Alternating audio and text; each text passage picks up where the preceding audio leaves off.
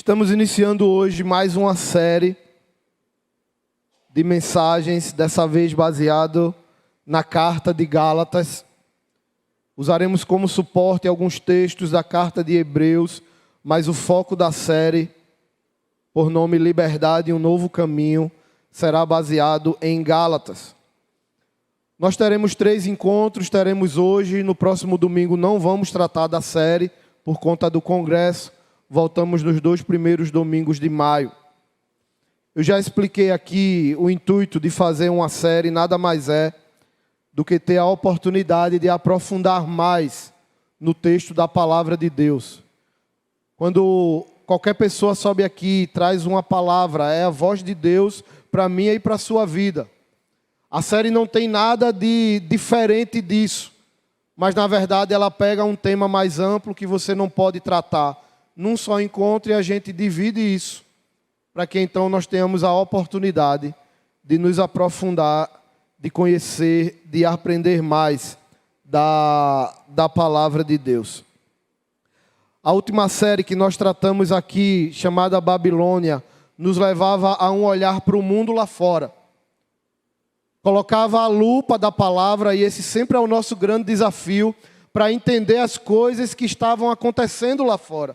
E eu e você, como povo de Deus, precisamos entender isso, na compreensão de que tudo que está acontecendo não é por acaso. Mas vivemos então tempos proféticos anunciados pelo próprio Jesus. É importante conhecer esse cenário que nós chamamos, na verdade que nós aprendemos na palavra, a identificá-lo como a Babilônia espiritual. Porque nesse cenário nós identificamos a ação do inimigo, nós identificamos a questão do pecado e esse mundo que machuca, esse mundo que fere, esse mundo que ataca. Mas deixa eu dizer para você, tão perigoso quanto um mundo perdido é uma igreja que vive um falso evangelho. E é por isso que nessa série nós agora trazemos o olhar, mais uma vez, através das Escrituras, para a visão religiosa, para a questão de como nós nos relacionamos com Deus. Porque não adianta a gente conhecer aquilo que está lá fora e não viver aquilo que nós temos a oportunidade de viver na casa de Deus. Essa série Liberdade deve trazer para mim e para você uma capacidade de olhar para si mesmo e entender como é que nós nos relacionamos com Deus. Será que é como Ele nos deu através do sacrifício de Jesus Cristo? Ou estamos aprisionados em algumas outras questões? Vamos ver isso nessa carta tão preciosa que é a carta de Gálatas. Veja só, Gálatas foi a primeira carta escrita do Novo Testamento. Ela foi escrita logo cedo pelo apóstolo Paulo, depois de fazer sua viagem missionária. E ela tem uma grande profundidade sobre exatamente a vida cristã e o significado do sacrifício de Jesus Cristo nessa vida.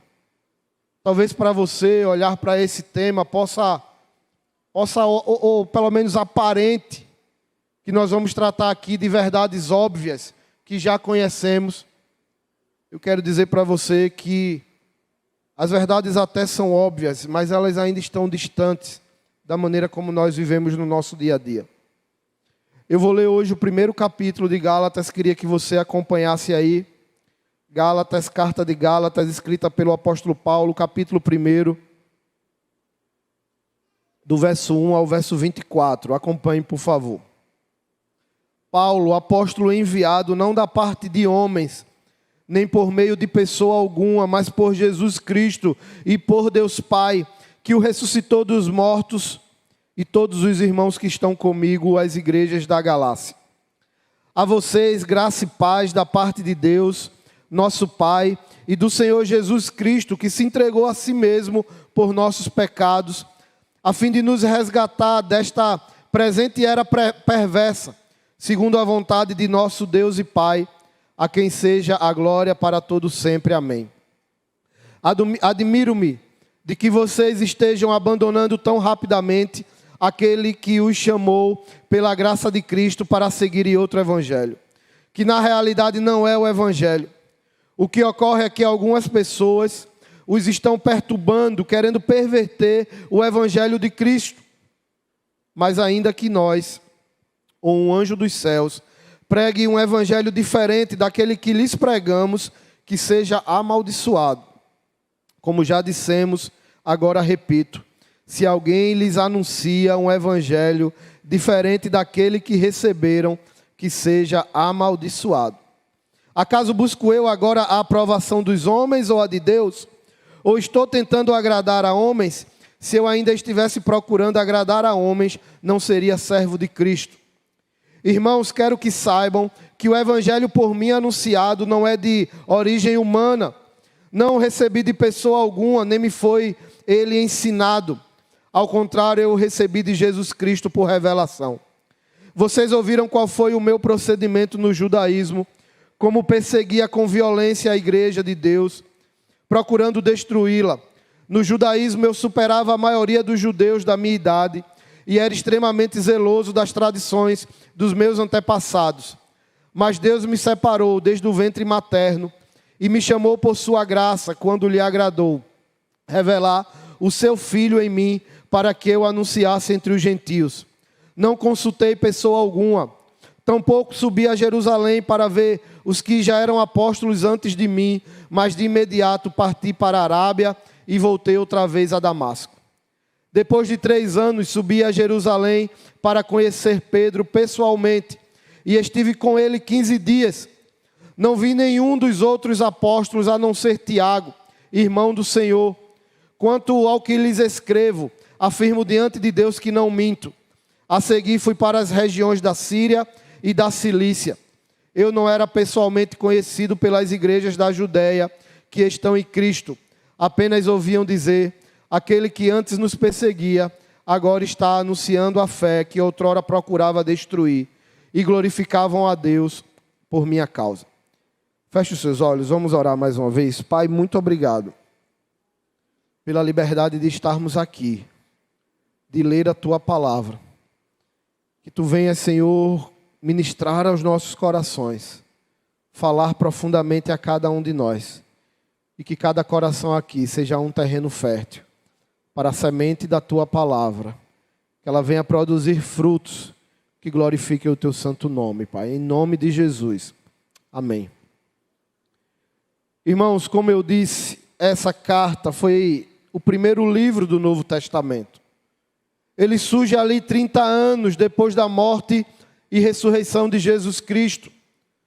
Todas as demais cartas, a maioria delas, e principalmente os evangelhos, foram escritos já 60 anos depois da morte de Jesus Cristo.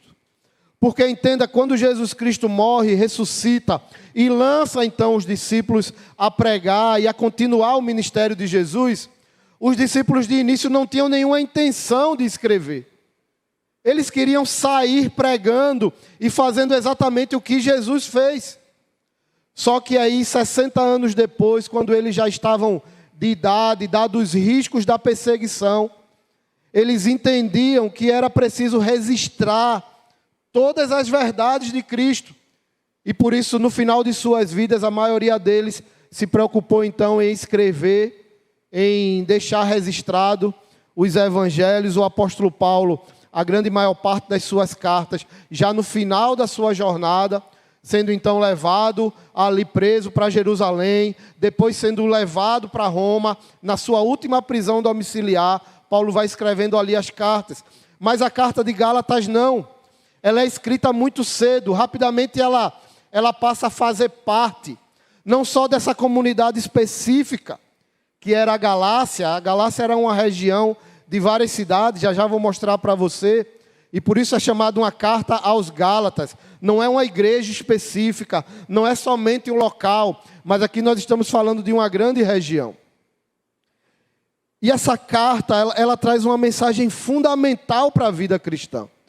É interessante, eu inicio aqui trazendo uma frase de Martinho Lutero, quando ele dizia que se somente a carta de Gálatas fosse escrita, e nenhuma outra carta de Paulo, e nenhum outro evangelho escrito, isso já seria suficiente.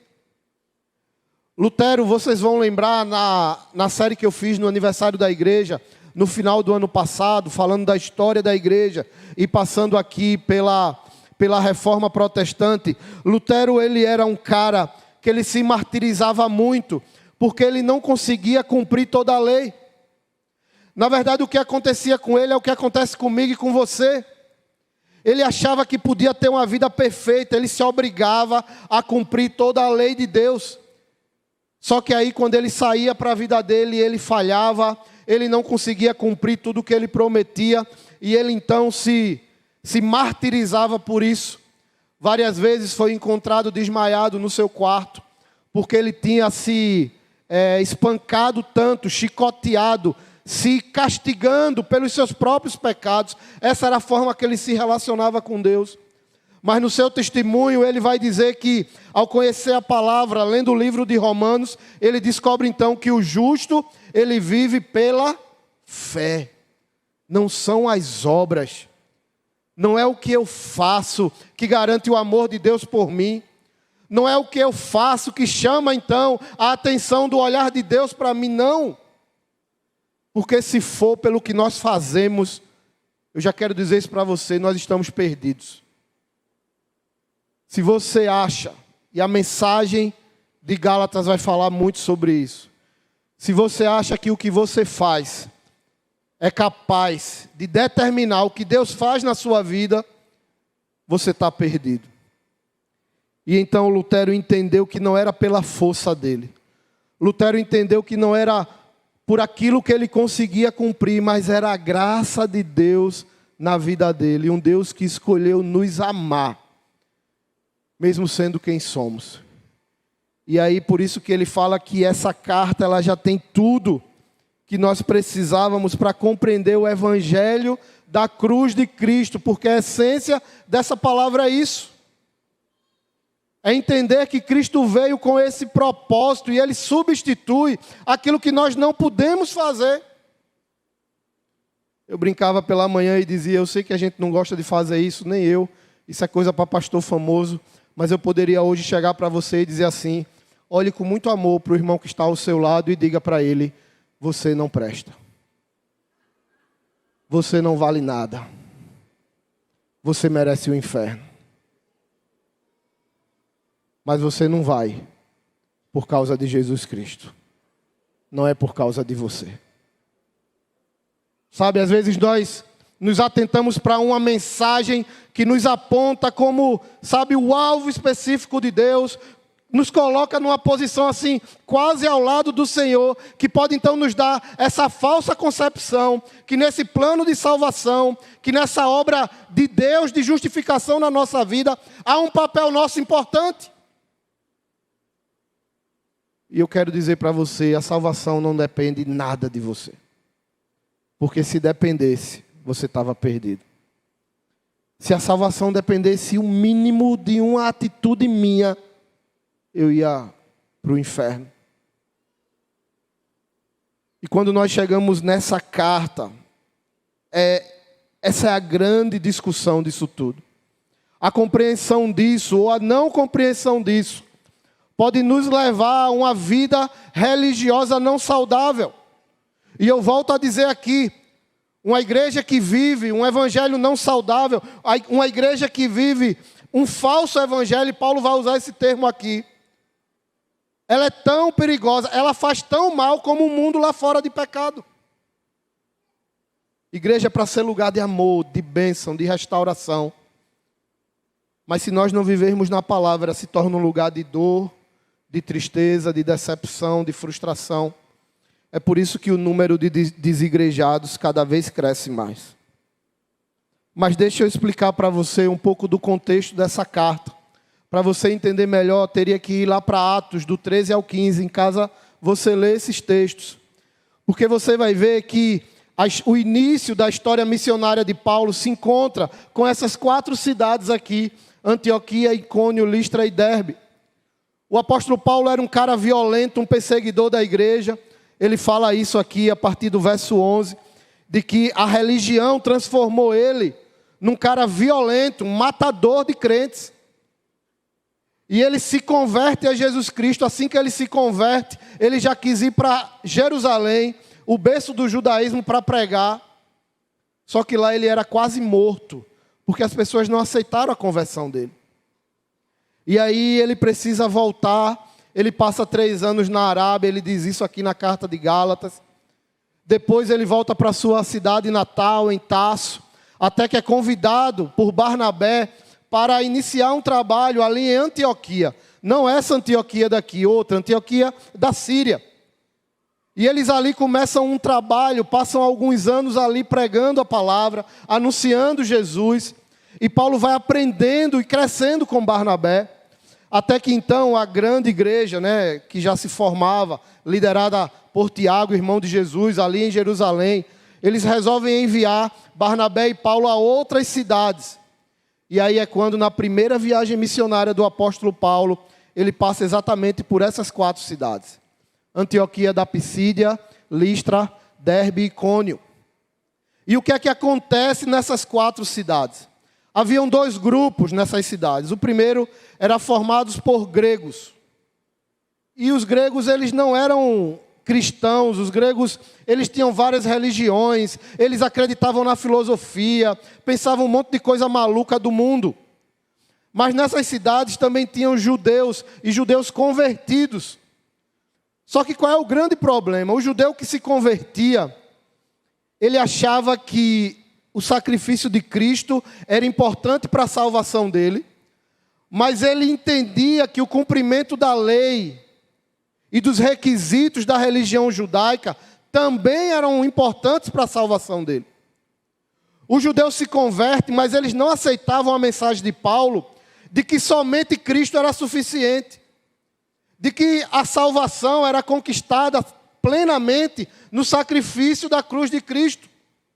E aí Paulo começa a pregar isso, e os gregos começam a se converter. Eles começam a seguir Jesus.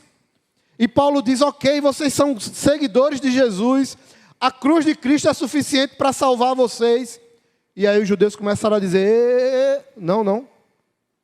Se vocês quiserem ser salvos, vocês têm que se converter a Cristo, mas também têm que se converter ao judaísmo. Vocês têm que receber o sacrifício de Cristo na cruz, mas vocês também têm que começar a praticar os preceitos da lei judaica. Os chamados judaizantes, eles não aceitavam e começaram então a perseguir Paulo e Barnabé. Depois você dá uma lida rapidinho nesses 4 capítulos aí de Atos, e você vai ver que eles começaram a perseguir eles para matar eles.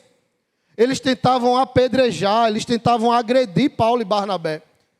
Em cada capítulo desse, vai dizer que Paulo e Barnabé chegavam numa dessas cidades, começavam a pregar Jesus e o sacrifício na cruz.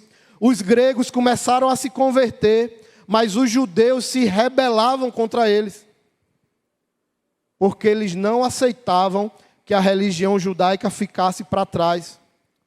Eles queriam, por exemplo, que todos os homens gregos adultos que se convertessem ao cristianismo fizessem a circuncisão. Você sabe o que é circuncisão, irmão? Então imagina aí você, caba velho já aí, pegar uma pedra, porque era pedra, sem anestesia. Uma pedra afiada, sem anestesia, ir lá e tirar a pelezinha. Meu irmão, era loucura total. Circuncisão, era uma prática judaica que no 7º dia de vida de um filho judeu, ele fazia com a criança. E os judeus queriam que os gregos adultos já convertidos, se converteu a Cristo, agora tem que se converter ao judaísmo, tem que se circuncidar. Mas além da circuncisão, tem que guardar todas as datas judaicas. Além das datas judaicas, tem que guardar toda a dieta judaica, porque o judeu tinha várias normas, vários preceitos, tudo isso pautado na lei do Antigo Testamento. Então esse grupo, irmão, chamado judaizantes, eles se tornaram inimigos de Paulo e Barnabé. E eles então atacavam em 2 grandes linhas, em cada cidade dessa, onde Paulo tinha ido pregar. Os judaizantes atacavam e eles afirmavam 2 coisas. A primeira coisa que eles afirmavam era que Paulo não era um apóstolo de verdade. Para desfazer aquilo que Paulo tinha pregado, eles começaram então a tentar tirar a questão do apostolado de Paulo. E você vai ver que na parte final do capítulo 1 e no capítulo 2, e eu não vou focar isso nessa série, Paulo vai falar exatamente sobre o chamado dele. Quando eu preguei aqui na Páscoa, no domingo de manhã, no culto da ressurreição, lá em 1 Coríntios capítulo 15, Paulo também coloca isso. E ele vai dizer que ele é o último, o menor dos apóstolos, porque Jesus aparece a ele como uma luz. Ele diz assim: olha, eu sou o derradeiro, o último e menor dos apóstolos, porque Jesus aparece a mim como uma luz, mas Jesus aparece para mim. E ele me envia para pregar. Paulo valida isso aqui novamente, porque apóstolo é isso.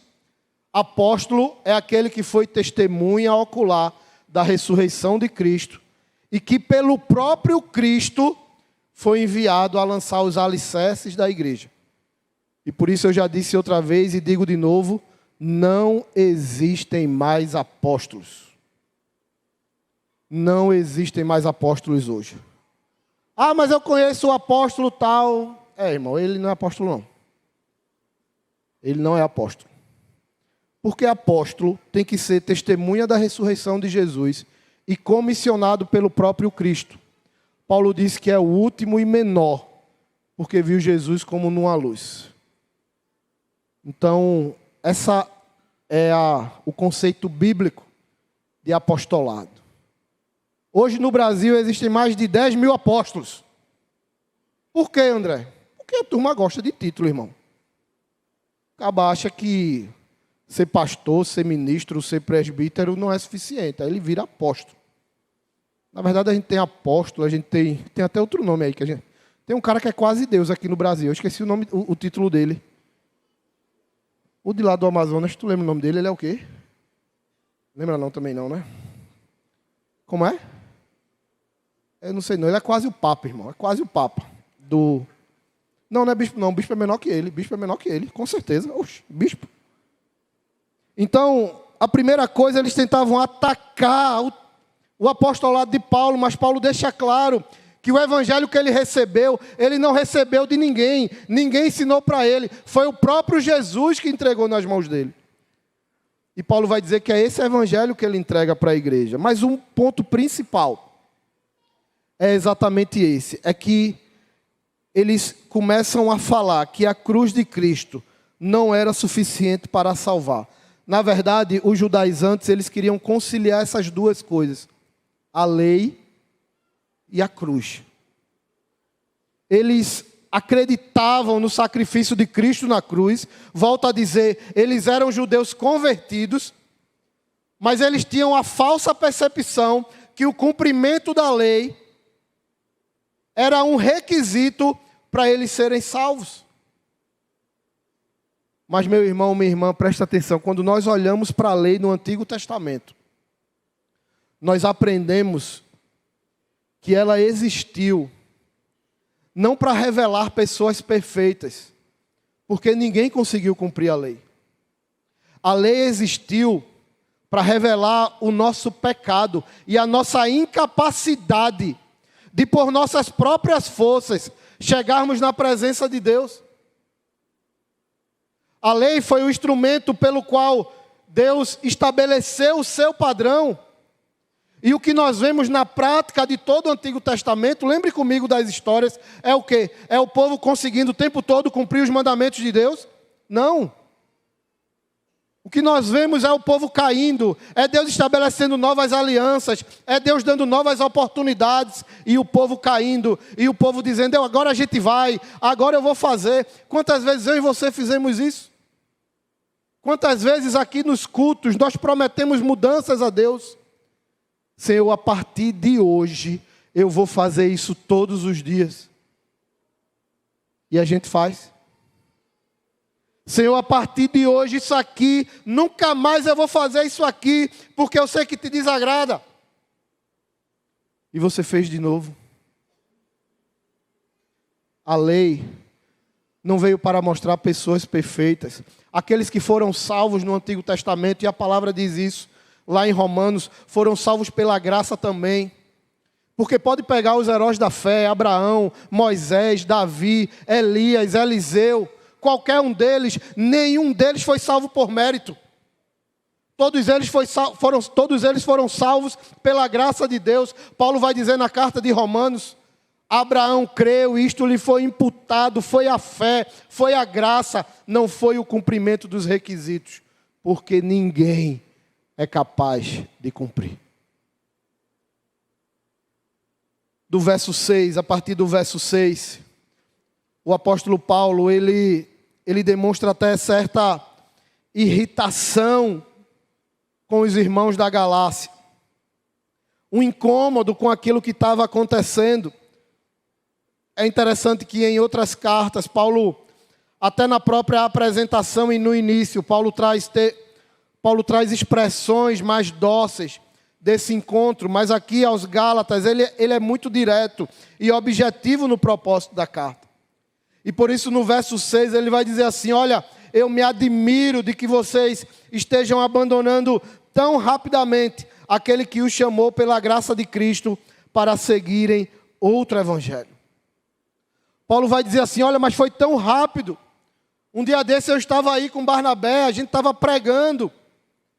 Eu entreguei a vocês aquilo que Cristo me entregou, um evangelho puro e verdadeiro, mas vocês tão rapidamente estão se deixando contaminar por outro evangelho, e ele vai dizer que não é o evangelho. Esse termo outro aqui, ele vale um destaque, porque na língua grega havia duas formas de você escrever outro. A primeira forma era o outro que tinha relação à mesma essência ou natureza. Como se eu falasse aqui: olha, não fui eu, mas foi outra pessoa. Essa pessoa também é ser humano como eu, então ele é de uma mesma natureza. Então eu uso esse outro para algo que é similar a mim.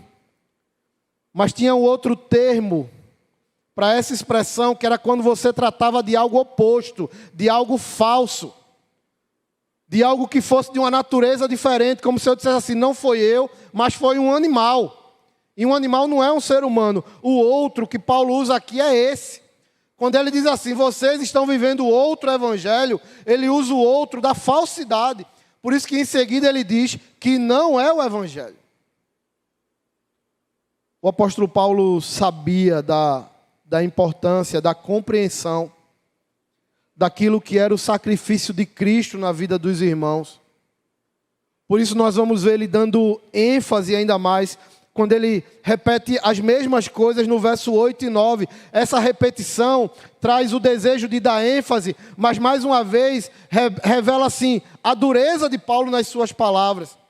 Verso 8 ele diz: ainda que nós, ou um anjo dos céus, pregue um evangelho diferente daquele que lhes pregamos, que seja amaldiçoado.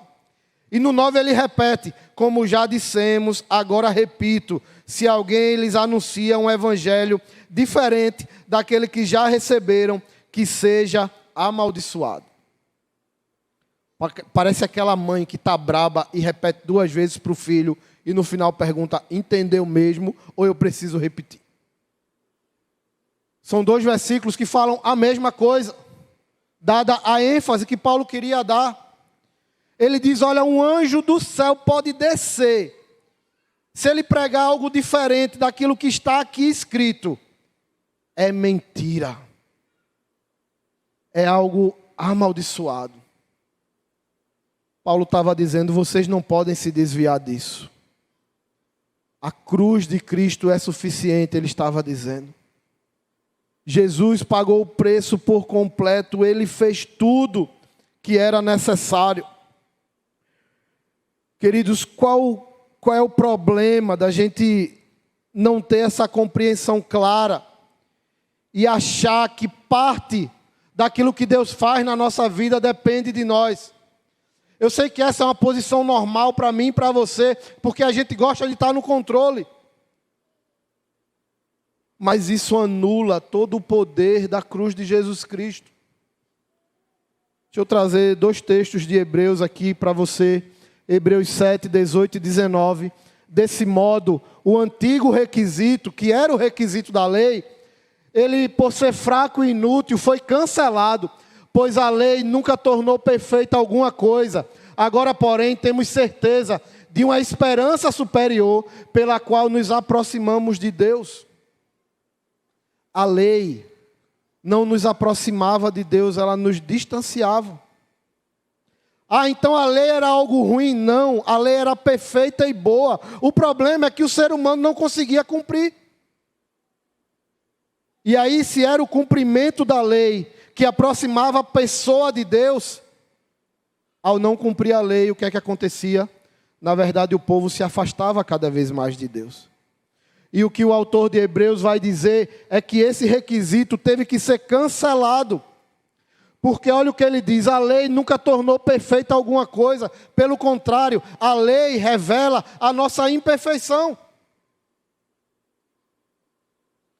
A lei revela o nosso pecado. Hebreus capítulo 10, 19 e 20 diz: portanto, irmãos, por causa do sangue de Jesus, podemos entrar com toda a confiança no lugar santíssimo. Por sua morte, Jesus abriu um caminho novo e vivo, através da cortina que leva ao lugar santíssimo. E aí deixa eu fazer uma ponte com você, para a gente entender esse texto. Bruno até falou aqui algumas vezes do véu que se rasgou. Irmãos, quando Deus nos criou, que a gente olha aquele contexto do jardim do Éden, de Adão e Eva, aquele jardim era perfeito. Aquele jardim tinha provisão, tinha comida, tinha proteção. Aquele jardim tinha tudo que estava relacionado às necessidades básicas do homem e da mulher. Mas a maior dádiva, a maior bênção estabelecida por Deus na criação, era a possibilidade de homem e mulher viverem na presença do próprio Deus. Era eles terem a liberdade de estarem em contato com Deus. O texto vai dizer que ao cair da tarde o próprio Deus, não era um anjo, não era um enviado, não, o próprio Deus ia lá e conversava pessoalmente com Adão e Eva. A presença de Deus era a coisa mais preciosa daquele lugar. Você já pensou Deus chegando e batendo a porta da sua casa? E você abrindo e Ele entrando e sentando lá para conversar com você, o próprio Deus, o Todo-Poderoso, Soberano, Criador de todas as coisas, sentado ali do seu lado, conversando. Era isso que Adão e Eva tinham. E quando eles pecam, eles perdem muita coisa. O pecado traz intriga entre o homem e a terra. O pecado traz conflitos entre homem e mulher que tinham uma relação perfeita, mas o maior dano que o pecado fez foi separar homem e mulher de Deus. O que de mais importante foi perdido naquele jardim foi a presença do próprio Deus. Então, quando o pecado chega, ele nos separa de Deus, ele nos afasta da presença do Senhor.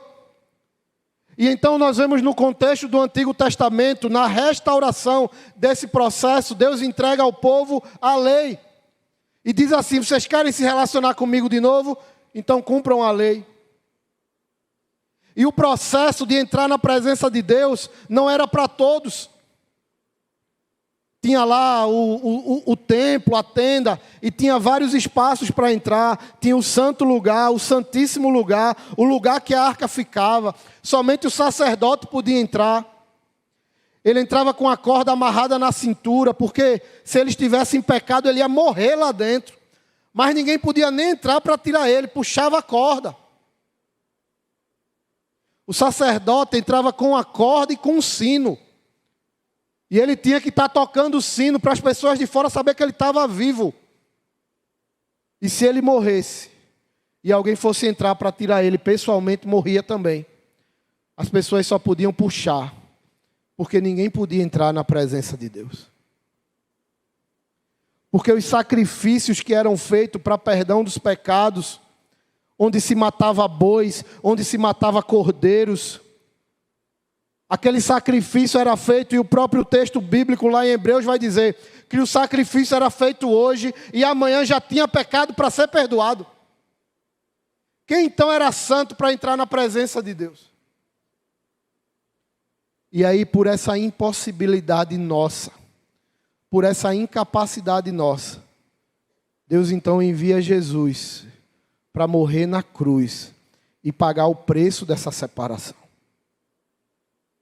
Deus faz aquilo que nós não podemos fazer. O sacrifício de Cristo substitui todos esses requisitos. E por isso o véu que separava esses lugares do templo se rasga de cima a baixo. E agora eu e você, nós podemos ter a restauração daquilo que de mais importante nós perdemos, que era a presença do próprio Deus. Por causa do sangue de Jesus Cristo, podemos entrar com toda a confiança no lugar santíssimo. Por sua morte, Jesus abriu um caminho novo e vivo através da cortina que leva ao lugar santíssimo. O sangue de Jesus Cristo abriu esse novo caminho.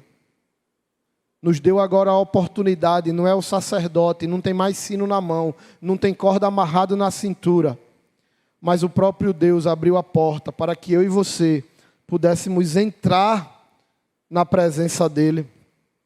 Olha o que Paulo vai falar lá em Romanos: agora, porém, fomos libertos da lei, pois morremos para ela e já não estamos presos ao seu poder. Podemos servir a Deus não da maneira antiga, obedecendo a letra da lei, mas da maneira nova, vivendo no Espírito. Mas aí, irmãos, você pode fazer a seguinte questão assim: André, veja, eu entendo que os judeus tinham essa noia aí na cabeça deles, essa loucura, mas isso é coisa dos judeus. Isso não pega a gente, porque nascemos já na nova aliança. Somos um povo ocidental, do conhecimento total do Novo Testamento. Porque qual a importância desse texto, então, para mim e para você? E eu quero dizer que é muito provável que você, hoje, se relacione com Deus muito mais no contexto do antigo caminho do que no novo caminho. É muito provável que a sua forma de se relacionar com Deus hoje passe muito mais pelo contexto da lei do que pelo contexto da graça e do sacrifício da morte de Jesus na cruz. Nós trazemos isso como uma cultura enraigada, onde temos a falsa percepção de que para Deus fazer algo, nós temos que fazer algo. Que aquilo que nós fazemos é o que determina o que Deus vai fazer. E essa forma de pensar nada mais é do que uma compreensão do antigo caminho de relação com Deus. Deixa eu dar um exemplo para você. Veja como é que funciona isso. Tem eu. E nesse meu eu, nesse você, tem os nossos desejos, as nossas vontades, as nossas necessidades, coisas que nós precisamos, coisas que têm nos feito sofrer e que a gente precisa que aconteça. E aí, diante de todo esse cenário, eu preciso fazer alguma coisa para que Deus, então, faça alguma coisa por mim. E é quando eu digo assim: eu tenho que orar mais, eu preciso jejuar mais, eu tenho que estar na casa do Senhor, eu tenho que ler a Bíblia todos os dias. Por quê? Porque na minha percepção, aquilo que eu faço vai então tocar o coração de Deus a fazer alguma coisa, e aí eu vou glorificar a Deus. E me responda sinceramente: é assim que funciona na nossa cabeça ou não? Quantas vezes a gente pensa assim: eita, eu preciso que Deus faça isso na minha vida, mas eu estou tão farrapeiro, eu vou buscar mais a Deus, eu vou orar mais. Eu não estou nem lendo a Bíblia, eu vou fazer a campanha de leitura da Bíblia da igreja. Ah, eu não tenho nem ido para o culto, eu vou começar a ir para o culto. Porque a gente acha que fazendo isso, Deus então vai fazer aquilo que a gente tanto espera.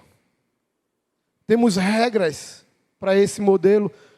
Vamos lá, deixa eu dar alguns exemplos para você. Vamos dizer que eu tenho uma doença na minha vida ou na minha família, de alguém que eu amo, e eu quero muito que Deus cure. Quem não passa por isso? Eu tenho um diagnóstico de doença e eu preciso que Deus cure, que Ele faça um milagre. E aí o que é que eu vou fazer para Deus me curar? Eu vou orar mais, eu vou jejuar mais, eu vou viver na casa do Senhor, eu vou ler a palavra de Deus todos os dias. Porque aí eu tenho a percepção que dessa forma, Deus então pode olhar para mim e me dar o milagre da cura. E Ele então curando a minha vida, eu vou agradecer e glorificar a Deus. Mas quem sabe eu estou desempregado, preciso tanto que Deus abra uma porta de emprego. Ou então eu não aguento mais o lugar que eu trabalho, quero que Deus me dê uma promoção, que eu possa crescer. E aí o que é que eu faço? Preciso que Deus faça isso para mim. E eu começo então a buscar mais a Deus. Eu começo a ir para os cultos. Eu digo assim, então eu não sou dizimista, eu tenho que ser dizimista agora. Eu vou ofertar para Deus. Porque eu tenho a percepção de que fazendo essas coisas, Deus então vai olhar para mim e vai realizar o milagre da porta aberta ou da promoção. E eu vou agradecer e glorificar a Deus. Mas digamos que eu queira o milagre de Deus no meu casamento. Meu casamento está em crise, está passando por um momento impossível assim. E o que é que eu faço então para Deus abençoar o meu casamento? A gente tem que buscar, a gente tem que ler junto, tem que ler livro de casal, tem que participar do SCC, tem que ir para encontro, tem que fazer curso de casais, tem que fazer um monte de coisa para que Deus então olhe tudo que a gente está fazendo e então faça o milagre na minha casa e me dê um casamento feliz. Ou quem sabe o problema não é o casamento. Eu quero que Deus dê filhos, que meus filhos sejam obedientes e nunca se desviem. E qual é a regra que eu tenho que fazer? Eu tenho então que ensinar meus filhos na casa do Senhor, eu tenho que trazer eles para a igreja, tenho que fazer devocional com eles em casa, tenho que estar atento a eles, porque fazendo tudo isso, Deus vai olhar para a minha casa, vai olhar meus sacrifícios e vai fazer com que meus filhos sejam abençoados. E eu agradeço e glorifico a Deus por isso. É assim que funciona na nossa cabeça, sim ou não? Sabe o que é isso? Lei. Sabe o que é isso, irmãos? Antigo Testamento. Você faz alguma coisa, achando que o que você faz vai levar Deus a fazer alguma coisa por você. Agora deixa eu lhe fazer uma pergunta. E quando as coisas que a gente quer e espera não acontecem? Eu cumpri todos aqueles requisitos, eu orei mais, eu busquei, eu fiz isso, tal, e a cura não veio. Mas eu participei de tudo, eu busquei a palavra, e a crise se instaurou na minha casa. Mas eu jejuei, eu passei a ser ofertante, eu me tornei dizimista, eu fui para todos os cultos. E a porta de emprego que eu queria tanto não se abriu. Quando as coisas não acontecem do jeito que a gente espera, sabe qual é a pergunta que a gente se faz? O que é que eu estou fazendo de errado? Quantas vezes eu me fiz essa pergunta? Quantas vezes, diante de problemas que eu passei na minha vida, eu botava a mão na cabeça e dizia, sou eu. O que é que eu estou fazendo de errado? O que é que eu preciso mudar para Deus então fazer diferente? O que é que eu preciso fazer a mais? O que é que eu preciso cumprir que eu não estou cumprindo? Porque a gente tem a falsa percepção que Deus vai se mover por aquilo que nós fazemos. Só que entenda, meu irmão, não depende da gente, porque se dependesse, estávamos perdidos. Por mais que a gente ache que pode cumprir, eu vou fazer mais isso, eu vou fazer mais isso, nós nos conhecemos, sabemos o quanto falhamos, o quanto somos farrapeiros. Imagina se o mover de Deus na nossa vida dependesse do que nós fazemos, a gente estava perdido mesmo. Não depende da gente. É graça e misericórdia de Deus. A gente vive nesse contexto de achar e pensar que é o que eu faço, que é o que eu faço ou deixo de fazer que vai determinar o que Deus faz ou deixa de fazer na minha vida. Mas aí você pode dizer assim, mas André, o que é que você está ensinando? Que eu não devo orar mais, que eu não vou buscar mais, que eu não vou jejuar mais. Não, tudo isso eu não estou ensinando que isso é errado. Tudo isso nós devemos fazer. Mas não para que Deus faça algo na nossa vida. Mas nós fazemos tudo isso porque Ele já fez algo na nossa vida. E eu quero lhe mostrar como é esse novo caminho. Onde o foco não é eu e você, e não o que nós fazemos. Mas é a compreensão daquilo que Deus fez. Por isso que Ele não começa comigo, Ele começa com Deus. É Deus que faz alguma coisa. Porque o que eu faço não é suficiente. E o que foi que Deus fez? Deus entregou Jesus Cristo para morrer na cruz. Porque eu não conseguia cumprir a lei. Porque se dependesse de mim eu estava perdido, eu ia para o inferno. Você ia para o inferno, meu irmão. Se a salvação dependesse de alguma atitude sua, nós estávamos perdidos. Aí Deus diz assim, eu vou fazer o que você não pode fazer, que é sacrificar meu próprio filho. Então Deus faz, e quando Ele faz, Ele nos dá a liberdade de, novamente, restaurarmos a maior bênção que perdemos com o pecado, que é a bênção de estar na presença de Deus. Jesus Cristo morre na cruz, e nós recebemos então a bênção de estar na presença dEle. E o que é que eu faço? Eu agora entro na presença dEle para lançar sobre Ele tudo o que eu preciso, toda a minha lista de pedido, de desejo, não. Porque quando nós estamos verdadeiramente na presença dEle, nós descobrimos que Ele é suficiente. Se você conseguir ultrapassar esse véu, se você conseguir entrar por essa porta que foi aberta, e se encontrar com o próprio Deus, e desfrutar da presença dEle, você vai ver que todas as coisas que você precisa desse mundo se tornam pequenas. Porque a maior bênção, irmão, é Ele. Presta atenção, o véu se rasga e eu não entro agora na presença de Deus para pedir a Ele muitas bênçãos, não. Estar com Ele é a maior bênção. Deus não é o caminho para eu receber várias bênçãos. Deus já é a maior bênção. E isso é uma vida livre, é de um querer liberto. Porque quando nós estamos na presença dEle, até o nosso querer é liberto. Porque a gente quer um monte de coisa, a gente quer isso, quer isso, quer isso. Mas quando nos encontramos verdadeiramente com Deus, entendemos que o nosso querer não vale nada, porque Ele é que sabe o melhor para nós. Por isso que Deus faz. Quando Ele faz, nós recebemos a maior bênção que está na presença dEle. Ah, mas eu peço a Deus um monte de coisa. Não, Deus vai cumprir os seus propósitos. E no cumprimento dos propósitos de Deus, aí sim eu oro mais, eu adoro mais, eu jejum, eu vou para a casa de Deus. Por quê? Porque eu estou na presença dEle. Se você está aqui para que Deus lhe dê alguma coisa, quero dizer a você, sua motivação está no Antigo Testamento, está no caminho antigo. Se você está aqui para desfrutar da presença dEle, então o que Ele fizer vai ser melhor. O que Ele fizer vai ser o melhor. Mas André, eu tenho as minhas necessidades, eu tenho os problemas que eu estou passando em casa, eu tenho as lutas que eu estou enfrentando. Irmão, fica na presença dEle e deixa Ele fazer o melhor para a tua vida. Fica na presença dEle. Para de pedir e dizer a Deus o que Deus tem que fazer, porque Deus sabe.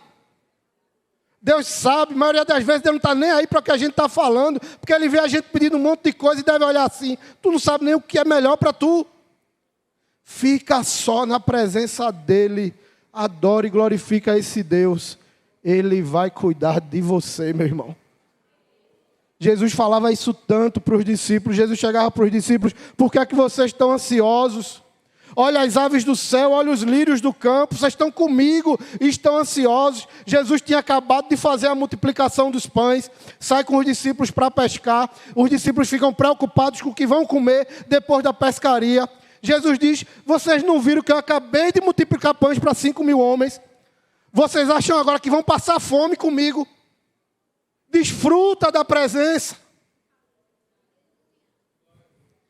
Os discípulos estavam no barco com Jesus. A tempestade estava terrível, o barco quase ia virar. Eles estavam no barco com Jesus, mas não estavam na presença dele. Porque enquanto eles estavam agoniados, sofrendo, Jesus estava o quê? Dormindo. Se eles estivessem na presença de Jesus, eles estavam dormindo também. Mesmo com o barco virando.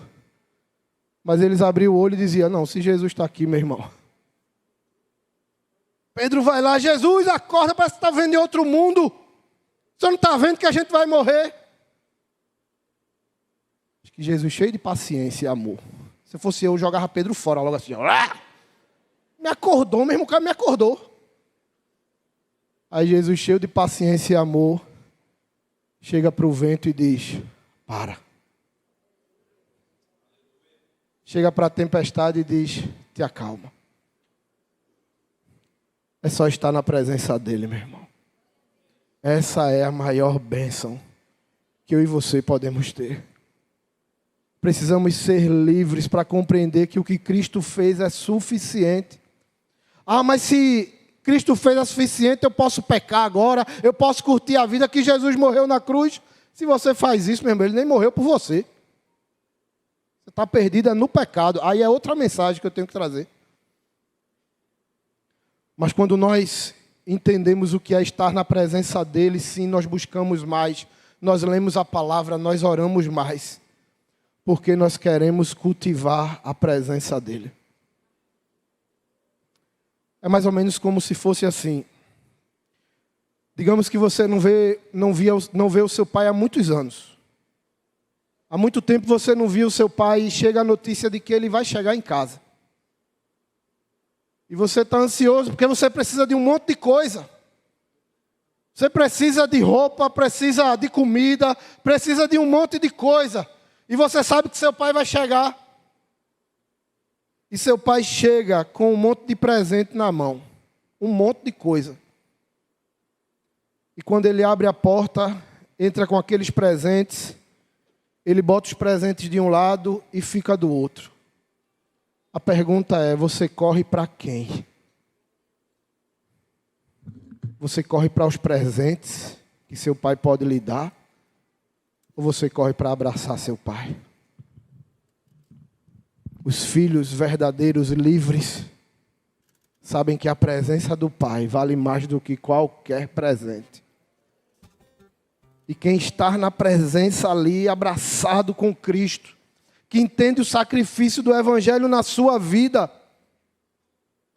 sabe que Cristo vai fazer o que for preciso. Porque na verdade Ele já fez. Sabe, irmão? Jesus já nos curou da pior das doenças. A doença do pecado, aquela que ia nos levar para o inferno. Ah, mas tem a doença desse mundo aqui, tem o câncer, tem a ferida, tem a dor. Pode ser que Ele cure, mas pode ser que Ele não cure também. Porque da pior doença Ele já nos curou. E já nos salvou da consequência dela. Jesus abriu a maior de todas as portas. A porta do céu. A porta da salvação, a porta que nos dá acesso ao próprio Deus. Eu e você, a gente sabe quem a gente é. Como é que a gente recebe algo disso? Jesus abriu a porta da eternidade para mim e para você. Talvez você queira que Ele abra a porta da empresa tal, de tal lugar, de tal... Ele pode abrir. Mas pode ser também que Ele não abra. Porque a principal porta Ele já abriu para você. Então tem coisas que Deus vai fazer, tem coisas que Ele não vai fazer. E acredite, vai ser o melhor para mim e para você. Porque quem está na presença de Deus e desfruta dessa liberdade, passa a confiar e crer que o que Ele tem é melhor. E para de entregar uma lista a Deus de coisas que Ele tem que fazer. E simplesmente se rende. E diz assim: Senhor, faz da minha vida o que o Senhor quiser. E se for para eu ser curado, glória a Deus. Mas se eu tiver que viver aqui com dor, glória a Deus também. Porque na eternidade essa dor vai passar. Se for para Ele abrir a porta e eu entrar e ser promovido e arrumar o melhor emprego do mundo, ótimo. Mas se essa porta não se abrir, Ele continua comigo, cuidando da minha vida e da minha casa. Jesus nunca prometeu atender todos os nossos desejos. Isso não é liberdade. Isso é prisão do querer. Isso é prisão de uma falsa concepção religiosa. E de um querer influenciado pelo mundo. De tantas coisas que nós queremos que aconteça. Jesus nunca disse que ia nos atender nisso, porque isso não tem nada a ver com sacrifício na cruz. Jesus disse assim: eu estarei com vocês todos os dias. Então, se for na doença ou na cura, Ele vai estar com você. Se for na porta aberta ou fechada, Ele vai estar com você. E aí eu e você, nós precisamos entender que estar com Ele é a coisa mais importante que nós podemos ter.